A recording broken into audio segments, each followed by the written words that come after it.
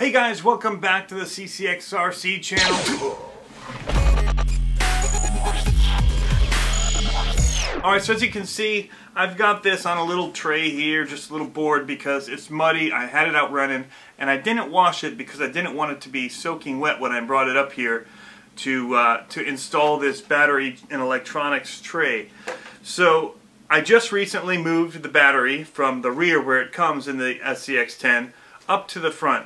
Made a huge difference in just the overall driving. I was doing a live periscope and I told some people I had some troubles with a certain hill climb, and it wasn't bad at all when the battery was in the front. It actually was a lot easier because it wasn't so it wasn't rear end heavy and wanting it to, as I was climbing, to tip over. So it put some weight in the front, kept those wheels down.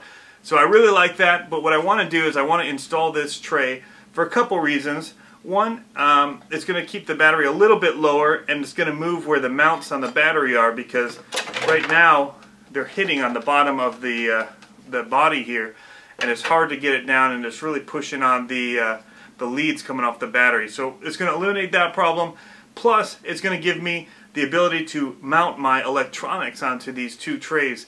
If you look at it right now, I've gone ahead and just put some zip ties to hold the ESC in place. It wraps around the receiver box, and I used to have the Warn winch controller up on the servo, but when I moved this tray to the front, it was hitting when the shocks were compressing, and it was limiting the travel. And so I'll either be able to move it back to the front, or I can put it on this tray over here. So I'm going to have a couple of options for where that's going to go now, and I'm really liking that. So anyway, we're going to go ahead. I'll flip around the camera and we'll start tearing this apart. I'll show you again how this battery tray mounted as I take it off, and then because some of you may want to go this route, and then we'll go ahead and we'll install this. Basically, it's going to take 4 screws into your rockers and 2 that are going to use these little plates that I've used to install this battery tray up in the front. So underneath this plastic piece, I've got 2 of the little extensions that they have in here. So you'll see those once we get this turned around and working on it. Alrighty, so let's have a little closer look at this thing here. So the battery tray is mounted, basically moving everything from the back and just installing it on the front. So this little screw here, actually, it only goes straight into the plastic plate, whereas this one is going all the way down into the spacer. And so we'll pull this off. So here's the tray with the 2 screws in it, and the 2 other mounts here just landed underneath the truck. So all in all, we used 3 of the spacers like so that have the rounded end on them, and then we used 3 3mm by 30mm screws to hold the tray into place. 2 just for the plastic mount, and then 1 went in to the front all the way down through and into the spacer, and then into the mount on the chassis. So that's it. And then in the front you use 1 of these little screws like so to hold this tray into the mount on the plastic tray.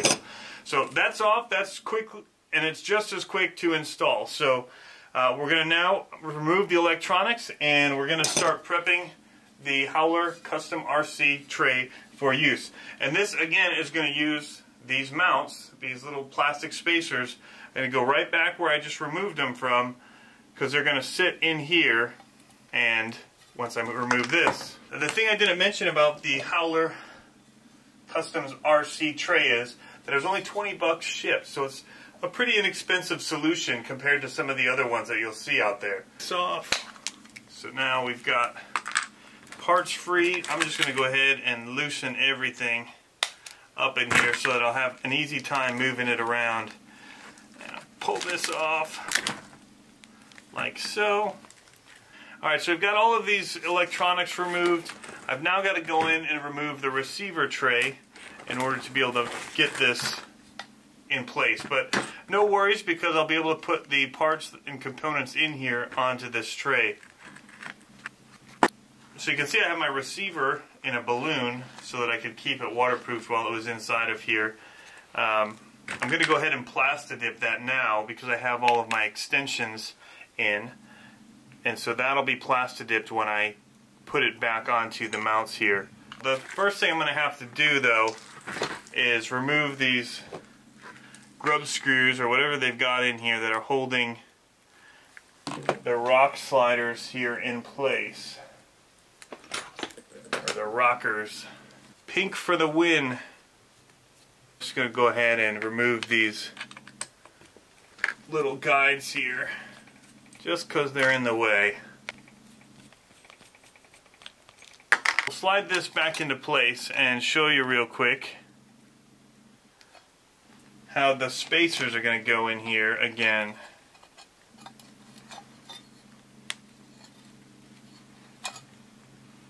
Like so. Alright, so I'm going to use these 3 by 30 millimeter screws down through the top of the Howler Customs RC battery tray, and we're going to mount here, and then we'll put the 4 screws in there. Pretty much that simple. Alright, so the problem for me here is that I did not get this as a kit. I got it ready to run, and so I don't have the screws that I need to mount this in place. So I'm just going to go through one of my little parts boxes here and see if I can't find something that's going to fit. Alright, so that seems to have done it. So it's not super easy because it's not a perfect fit. I could go in and maybe bore out these holes a little bit, but I think I'm going to be able to move, you know, it's just plastic, and I think I'll be able to move them just enough in and out to be able to fit the holes in the mounts here without any issues being brought up. Alright, there we go, everything's in place. I'm going to go ahead and tighten these down. Alright, so I've got a mess of cables here that I've now got to go ahead and make a little bit of sense of, and we'll get it back together and show you the final product. Alright guys, so the Howler Customs RC battery and electronics tray is in the SCX10 now. I'm not going to say that it didn't go in without any hiccups. The mounting holes here were a little bit off. In fact, if you look on the underneath here, I've got a little bow because instead of boring out or milling out these holes a little more, I decided to just kind of bend the plastic arms in just a little bit. I'm not sure what it is. When I put it in here, the other thing I noticed was that the spacers didn't really line up. There's a gap, and so when I screwed these down tight, it kind of lifted. So the bend is off, or maybe I have the wrong spacers. I don't know. There weren't that many in my kit, and so I grabbed the spacers that were there and available. And so, but it's in. It actually looks really good. It's going to be really functional. Currently, I don't have the receiver in. I have it down. It's got plastidip all over it. It's going to go right here, right next to the ESC, and so all of my wires are routed here. I did end up deciding to put the winch controller back up on the servo. It just fit there, and so I didn't want to mess with a good thing. One of the only other issues I'm seeing is that the frame is hitting on the servo wire, so I'm going to have to work on getting that up and out of the way a bit more. The plastidip makes it a little bit hard and stiff so it doesn't bend tight. So that's one of the things I'm going to be working on. It's all, you know, the RC game, it's always kind of fiddling and tinkering, getting things dialed in exactly how you like it. And so I'm really excited about this. The battery fits in here great.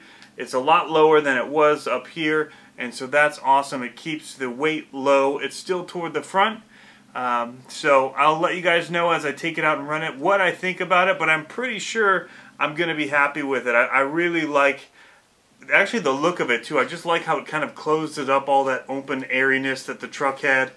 And so now I could start kind of filling some of this in more. I really like the trucks that have, you know, the bodies and the chassis and the fenders and the wheel wells and all of that. And so maybe I'll start working on this truck and trying to kind of close some of this up, keep the mud from getting up and on the inside. You never know, you know. Depends on the time that I have and the inspiration that I get from all of you guys. So that's it from here at CCxRC. Have fun RCing, guys.